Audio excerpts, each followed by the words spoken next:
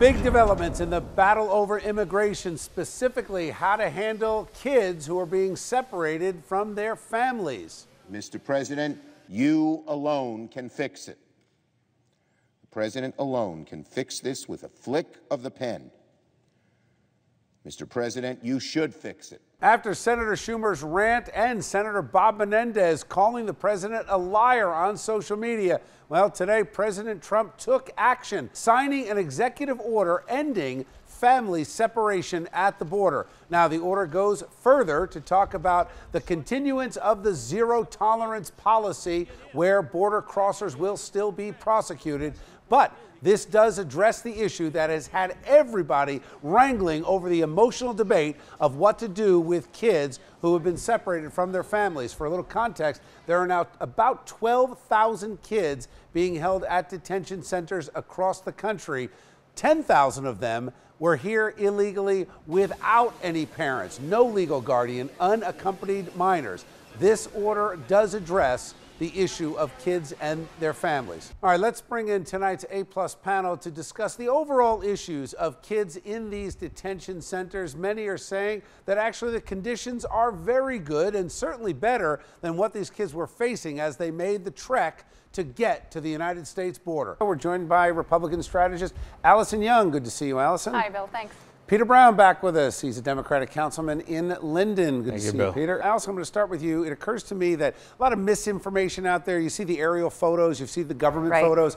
It looks like, to be very honest, these 12,000 kids that are in the system are having a much better experience in this so-called detention camp than what they just experienced escaping the hellhole countries they're coming from. One of the things that I think is really important for people to understand is that the kids that are being separated from adults they're being separated from adults. In many cases, it's because of trafficking. So these separations are meant to keep the children safer. The Department of Homeland Security said there's been a 315% increase from October 17 to February 2018 this year of adults posing as familial units to gain entry into the country and using these kids illegally. It's a shame. There's a lot of genuine concern going on around this, and that we need to sit down and talk about this discussion. It's not a Democrat issue, it's an American issue. And when we're making, and I don't agree with some of the politicians and their statements that they're making, we need to get the facts out there. And what they need to stop doing is stop worrying about their elections and address this issue.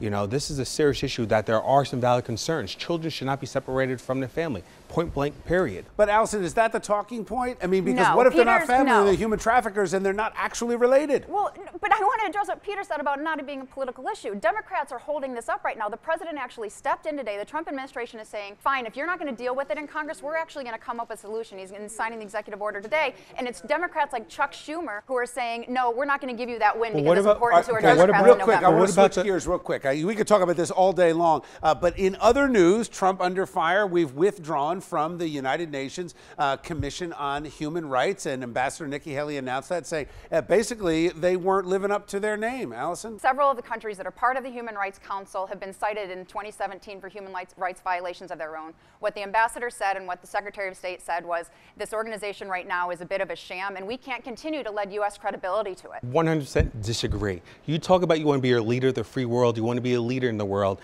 and we talk about human rights, and you need to step up and make change within. To say I'm going to sit out here and go on my own makes no sense at all. No, but that's what the ambassador has been trying to do for the last year. She announced this last year, especially when we have human rights issues here. All right, wait, Peter, go ahead, finish your point. But again, especially since we have human rights issues here, let's be honest. The United States is not a perfect country. We do have a lot of issues to resolve, and we have human rights issues here in this country as well. All right, thank you, guys.